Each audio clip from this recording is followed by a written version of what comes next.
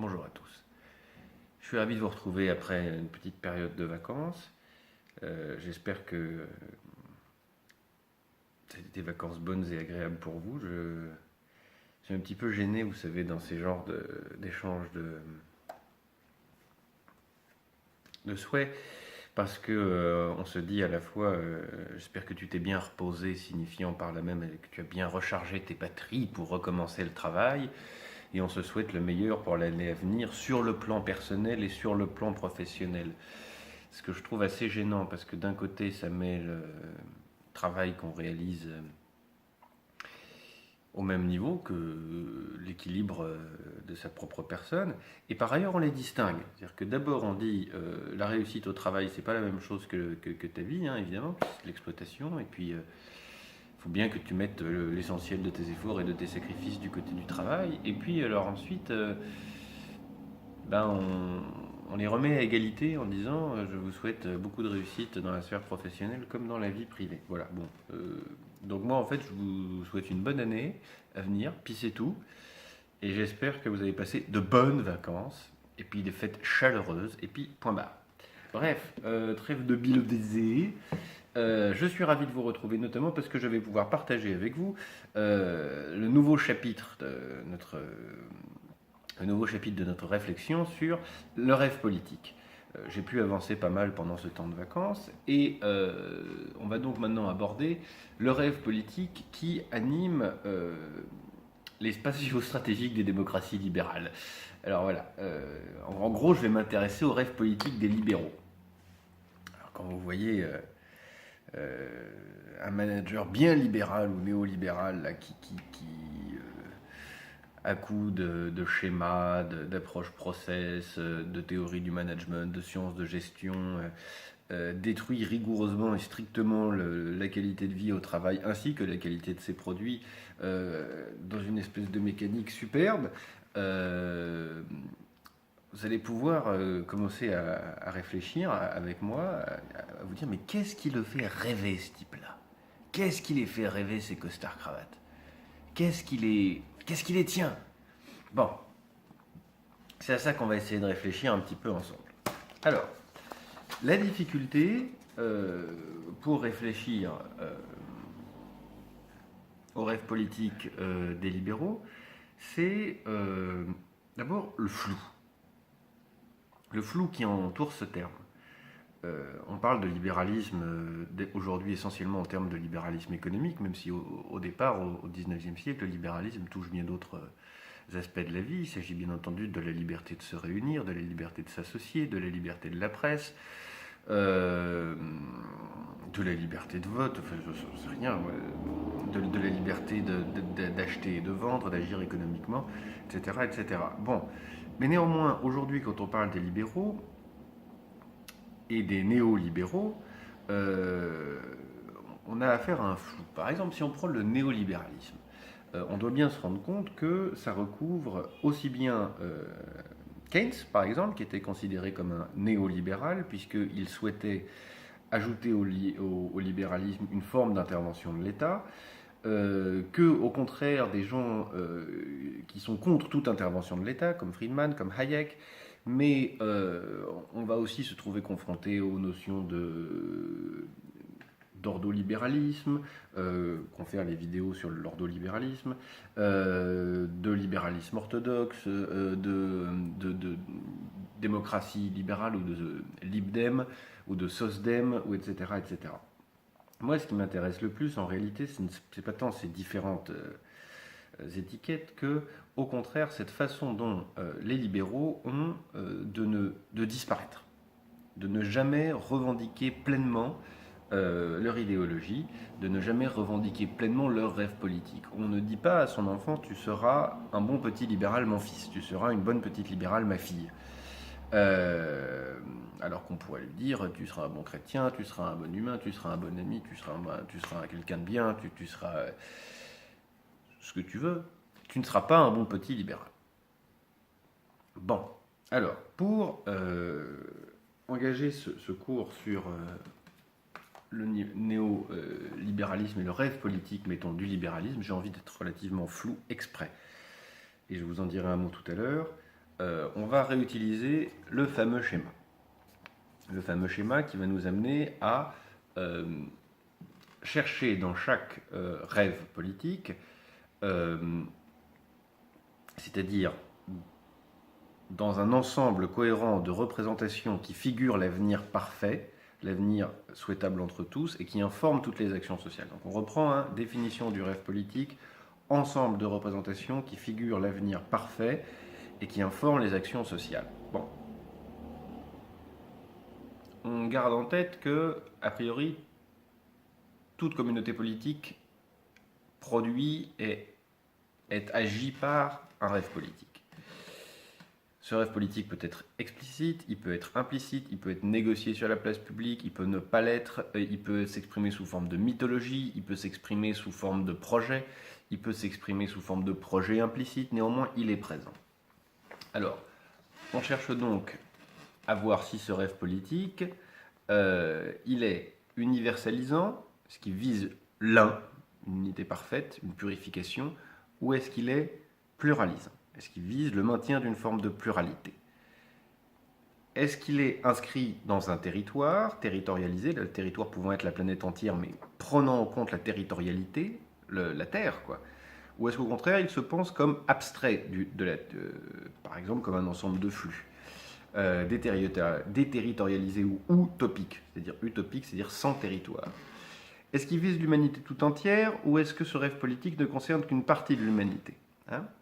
Enfin, est-ce qu'il vise l'avènement d'un temps pérenne, c'est-à-dire un temps stable, un temps fixé, ou est-ce qu'il vise l'avènement d'un temps bouleversé? Bien.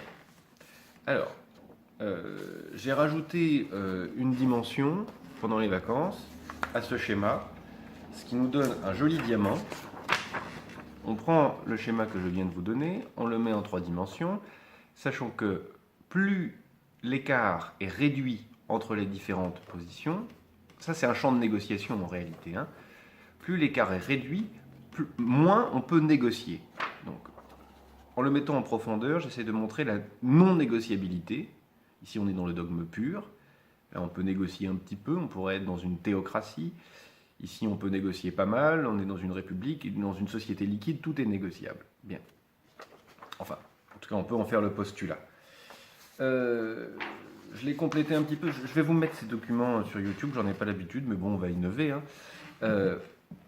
La non-négociabilité, elle peut correspondre par exemple à une intégration totale ou à une régulation totale, ou les deux.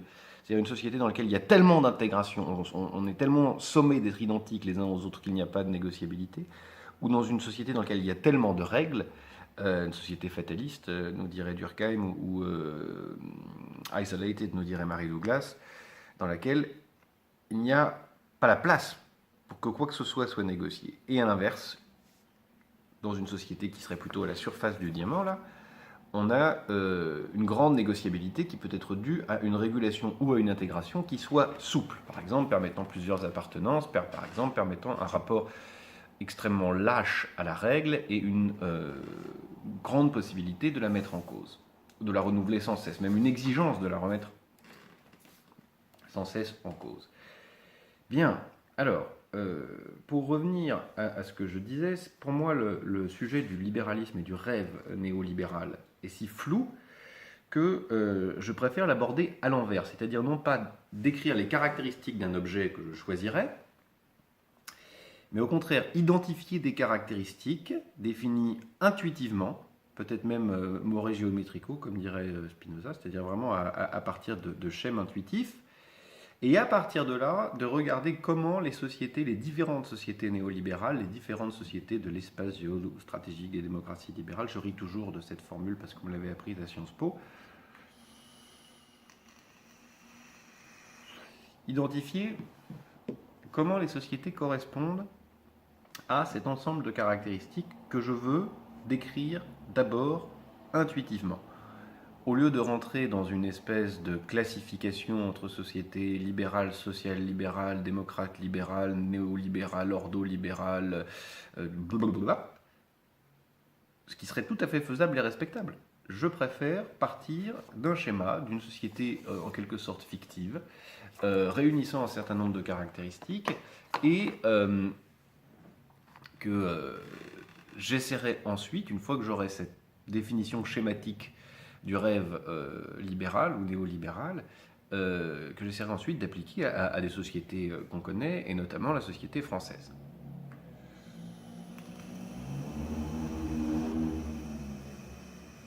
Alors, le premier point fondamental, quand je définis le rêve politique du néolibéralisme, c'est que je cherche un rêve qui présente un caractère profondément paradoxal. Il annonce simultanément la primauté de la liberté et l'obligation raisonnable de se plier à un principe de nécessité externe. Alors ça, c'est le premier grand paradoxe du rêve néolibéral. D'un côté, ce qui est le plus important, c'est la liberté économique. De l'autre, il faut se plier à la mondialisation, qui est un principe de nécessité externe, pourtant produit par de la mondialisation. Vous voyez, c'est là que la doctrine devient très floue, parce que l'idée de reconnaître que ce qui est premier, c'est l'organisation matérielle du travail, et que la mondialisation est un phénomène historique inarrêtable, qui fait l'histoire et sur lequel les humains n'ont pas réellement de prise, c'est une position marxiste, c'est une position de matérialisme historique. C'est l'idée que ce qui fait l'histoire, c'est un certain rapport de production, un rapport de classe, un rapport de production qui contient un rapport de classe, et c'est l'évolution du rapport de production et des forces productives qui font l'histoire, et non pas notre possibilité, notre capacité, par exemple, de nous opposer à la mondialisation. Donc, aujourd'hui, le néolibéralisme propose simultanément le rêve de la liberté et le renoncement à la liberté. Je rêve de la liberté individuelle en tant qu'agent économique, je renonce à la liberté individuelle en tant qu'agent économique. Je peux tout sauf lutter contre la mondialisation néolibérale. Voilà, premier point. Deuxième point, je cherche un rêve qui présente un temps disruptif, dans lequel la continuité ou la stabilité sont assimilées à de la stagnation. Ça peut se voir de deux manières extrêmement simples. Regardez, il faut de la croissance. La croissance, c'est de l'instabilité, fondamentalement. On veut de la croissance. Et deuxièmement, revenez à tous ces refrains de la société giscardienne qui reviennent aujourd'hui, d'ailleurs, du libéralisme giscardien, pardon, et que Macron reprend et que Sarkozy a repris. La France est une société bloquée, ankylosée, qu'il est difficile de réformer. Il faut réformer, il faut réformer. Vous comprenez qu'on cherche un idéal de temps disruptif. Bien. Alors, je cherche un rêve qui s'est effacé et qui ne se revendique pas en tant que tel, qui ne dit pas son nom. Ça, c'est très très très important. Prenez M. Macron, il nous dit « je suis et de gauche et de droite, je suis ni de gauche ni de droite ». Reprenez ce que disait Raffarin, c'est une affaire de bonne gouvernance.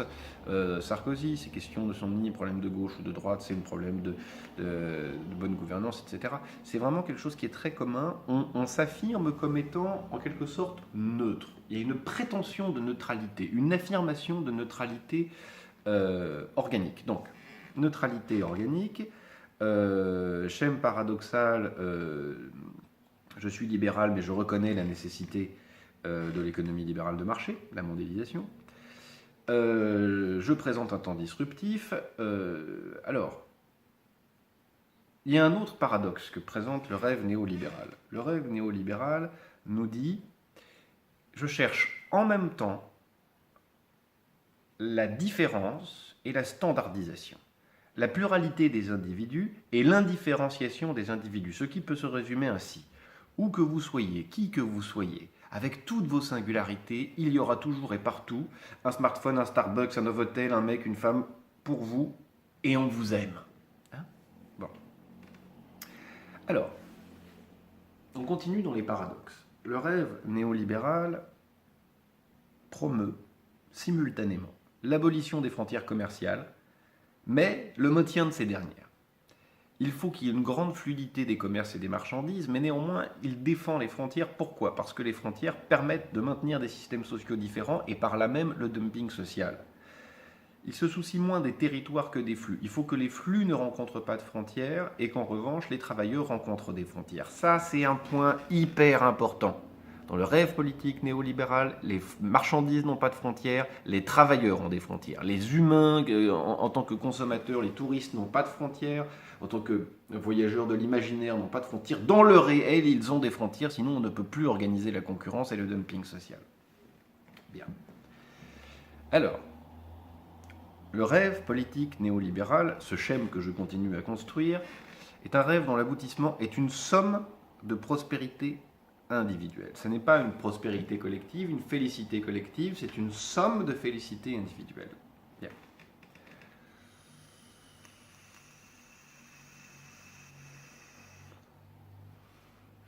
Dans le rêve néolibéral, on se conçoit comme étant à la fin de l'histoire ou de l'historicité. On ne va plus nulle part. En d'autres termes, ce rêve a une durée, peut s'étaler dans le temps, mais il n'a pas de fin. Bien. Alors, on rêve encore, dans le cas d'une société libérale, et là encore on rencontre un paradoxe, d'une société qui soit à la fois pleinement liquide et en même temps pleinement maîtrisable. Pleinement liquide pour permettre la circulation des flux de biens et de marchandises et de personnes. Mais aussi maîtrisable, par exemple, pour pouvoir engager, piloter, et d'ailleurs à des fins de profit, les grandes causes acosmiques, comme par exemple la gestion des macrosystèmes techniques qui nous permettront à un moment donné de maîtriser le climat. On veut à la fois un bordel gigantesque et la bonne gouvernance de l'anthropocène, ce qui gêne un peu les anciens libéraux américains. C'est-à-dire, à mon avis, c'est probablement pour ça qu'ils résistent autant à l'idée d'un réchauffement climatique reconnu en tant que tel. C'est que ça nécessiterait dans ce cas-là une gouvernance mondiale qui, en un sens, n'est pas à proprement parler libérale. Alors,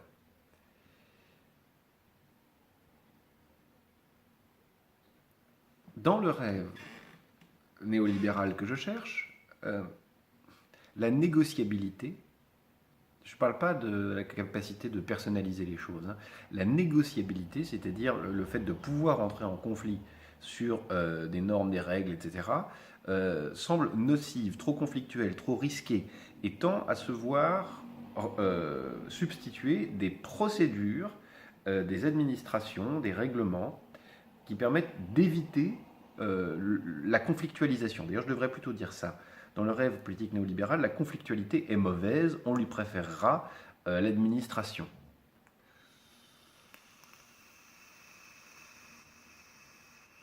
Bon.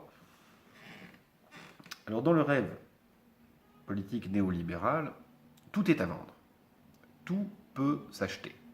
Ce qui signifie que tout peut entrer dans un circuit, dans une circulation, et simultanément dans le fétichisme de la marchandise, du côté de l'imaginaire. Cette circulation, elle, est en quelque sorte sacrée, même si tous les objets, tout ce qui est chose, devient profane.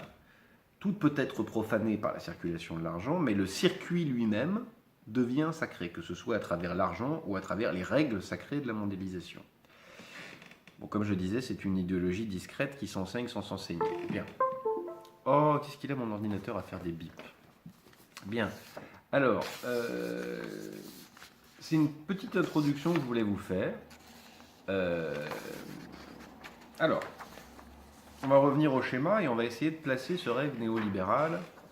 On va y consacrer un paquet de séances, hein. C'est juste une petite introduction aujourd'hui pour s'amuser un petit peu.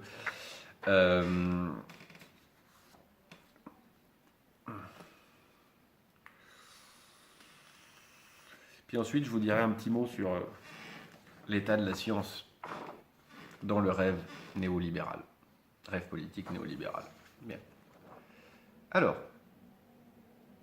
on vise l'humanité entière. On vise un certain degré d'uniformité des universaux. On ne cherche pas à maintenir une forme de pluralité, on cherche une universalité d'agents économiques interchangeables d'un côté et capables de consommer tous les biens produits n'importe où sur la Terre. On cherche un temps disruptif. Et enfin, on a un vrai problème de ce côté-là. Le rêve néolibéral ne vise pas un territoire, il vise tous les territoires, mais il ne les vise pas en tant que terre, il ne les vise pas en tant que territoire, il les vise en tant qu'espace disponible à la circulation du flux. On a donc en quelque sorte un espace instable née de l'intensification de la circulation de flux. C'est pour ça qu'on est très proche d'une déterritorialisation, comme dirait Bertrand Belli, mais surtout d'un non-lieu. On ne considère pas les lieux, on les traite indifféremment. Bien. Alors ce schéma-là, on peut ensuite le faire rentrer dans ce qui est négociable et ce qui n'est pas négociable. Nous verrons ça ensemble une prochaine fois. Bien. Alors, vous voyez, c'est intéressant de s'interroger là-dessus parce que j'ai jamais entendu dans un discours de néolibéral contemporain un discours sur quel est l'avenir souhaitable, quel est le monde idéal qu'on doit atteindre, qu'est-ce qui justifie nos actions par un futur rêvé, souhaitable et agréable. Ce serait un monde dans lequel les agents seraient en quelque sorte interchangeables. Marrant d'ailleurs cette espèce de résistance, même les trolls font des communautés, c'est-à-dire que partout où les agents interchangeables se rencontrent, ils forment groupe, ils forment communauté, ils se resserrent, ils se restreignent, ils recommencent à faire des petites familles qui résistent à la régulation. Relativement intéressant d'ailleurs. Alors on traitera ce thème, mais aujourd'hui ce que je voulais poser avec vous, c'était d'abord, on va reprendre notre schéma, on va l'approfondir avec cette question de la négociabilité et le lier à des types d'intégration et des types de régulation. Voilà. Et puis, par ailleurs, voir quelques critères importants et notamment les paradoxes constitutifs. Je vise la liberté, mais en réalité non. Je reconnais la nécessité de la mondialisation. Je célèbre la différence et la standardisation. Je veux abolir les frontières pour les flux et maintenir les frontières pour les travailleurs. Je ne dis pas mon nom. La négociabilité, la conflictualisation négociable, n'est-ce pas, négociante, est mauvaise. Et cette notion de discrétion, cette capacité à disparaître, enfin le tout est à vendre, tout est à acheter, tout peut être identifié comme une marchandise et basculer ainsi dans un flux en sacralisant le flux et le système de flux et en profanant tout ce qui est objet.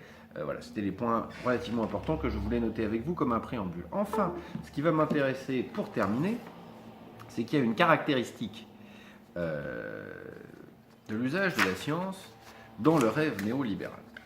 Alors, il faut que je vous raconte l'anecdote. Il y a quelques jours, j'écoutais un reportage sur une radio, je crois, et étaient interviewés des designers de dessins animés en train de préparer le futur Playmobil qui succédera au Super Lego pour compléter la collection sur l'étagère à Noël à côté de Moi Moche et Méchant, je sais pas moi, enfin, tous les films Shrek, enfin, tout ce que vous voulez de ce genre-là, tous les films d'animation qui sont produits par des studios. Bien. Et alors il nous disait, je suis en train de travailler sur, à l'intérieur de Playmobil, le personnage d'une scientifique qui, bien évidemment, et là je cite, travaille à la solde de la méchante, ou du méchant. Ce qui m'intéresse là-dedans, c'est le scientifique qui travaille à la solde. Effectivement, puisque tout est à vendre, dans un monde, dans le rêve politique néolibéral, le scientifique travaille à la solde. Ce qui lui pose un grand problème. Il ne travaille pas pour la science, il ne travaille pas pour la vérité, il ne cherche pas dans la nature à démontrer une congruence avec la nature. Hein. Il travaille pour gagner de l'argent. La science est produite, le savoir, la connaissance est produite pour avoir de l'argent. Bien. Alors ça, c'est gênant. Pourquoi c'est gênant ? Dans le fond, on s'est toujours un peu méfié du scientifique ou de celui qui possédait des savoirs à la frontière. Hein. L'apprenti sorcier, il faut s'en méfier un peu. Merlin l'enchanteur, les fées, les sorcières, les deux rabbins du conte judaïque qui racontent la création du golem, je ne sais pas moi, Baba Yaga chez les Russes, Jeddo Dewal chez les Peuls. On sait qu'ils peuvent être dangereux. Par eux-mêmes, par leur variation de caractère, parce qu'ils ont des personnalités. Ils ne sont pas ce personnage type de scientifique à la solde du méchant. On peut avoir des tas de personnages dangereux, la limite, je ne sais pas, j'en ai plein qui me viennent en tête, Calypso, Hécate, Médée, Tirésias, tout ce que vous voulez, là chez les Grecs. Aujourd'hui, le scientifique est simplement à la solde. Et c'est parce qu'il est à la solde qu'il est forcément à la solde du méchant. Il est à la solde, à la soulde, c'est-à-dire au prix d'un sou, c'est-à-dire c'est un soldat. Soulde, soldat, solde, c'est le même mot. Il n'est pas dangereux parce que il serait fou. C'est pas le producteur de Frankenstein, c'est pas le scientifique dans Adam et Ève de Bulgakov. C'est tout simplement un manipulateur de la puissance dans le cadre d'une activité dans laquelle la transcendance a disparu. En d'autres termes, c'est quelqu'un qui manie la puissance, toute la puissance que donne la connaissance du monde et la technique, sans pour autant n'être plus lié par aucune transcendance, puisqu'il est à la solde. Celui qui manie la puissance sans être lié par aucune transcendance, alors il est effectivement dangereux, il est à la solde. Étant à la solde, il représente un risque, et donc il est symbolisé dans les films pour enfants comme celui qui est à la solde du méchant. Bien. Statutairement, objectivement, réellement, aujourd'hui, comme ça, tout simplement. D'ailleurs, moi j'avais fait dans un cours d'introduction à la sociologie à la Sorbonne en première année,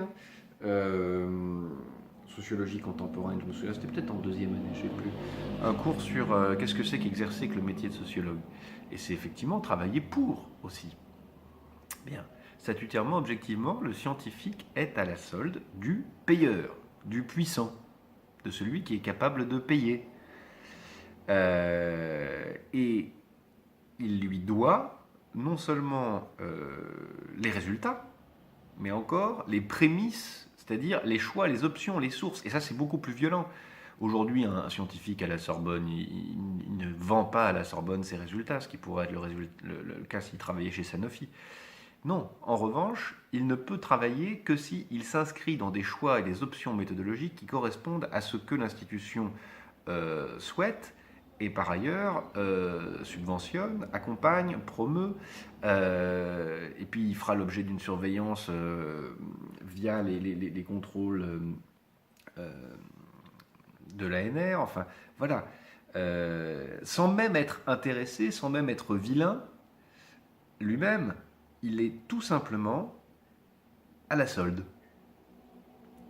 Et ce faisant, il est un manipulateur de la puissance sans contrôle d'une transcendance.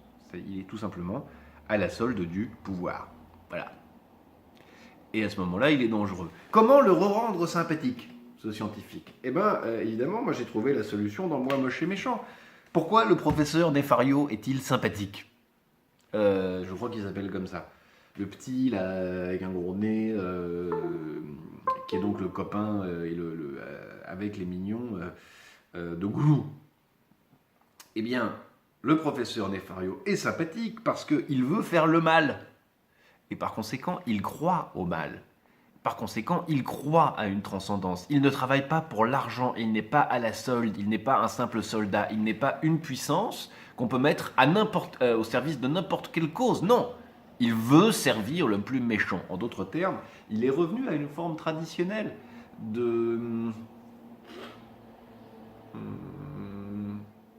d'affiliation à une puissance, à un sacré, à une transcendance. Il se soumet au pouvoir du pur méchant. Et ce faisant, il n'est plus méchant, il n'est plus dangereux. C'est un homme passionné qui reconnaît une transcendance et qui inscrit son travail à l'intérieur de ça. Vous voyez, c'est marrant parce qu'on a toujours donc cette caricature du scientifique à la solde du méchant, sauf qu'il redevient sympathique et il redevient sympathique. Pourquoi? Parce qu'il croit au méchant. Et par conséquent, il se resoumet à une forme de transcendance. Dès lors, il n'est plus inquiétant. Il n'est pas simplement manipulable par de l'argent. Il a besoin de retrouver le méchant. Bon. Alors, il y a un autre truc qui m'a paru très très frappant par rapport à ce scientifique.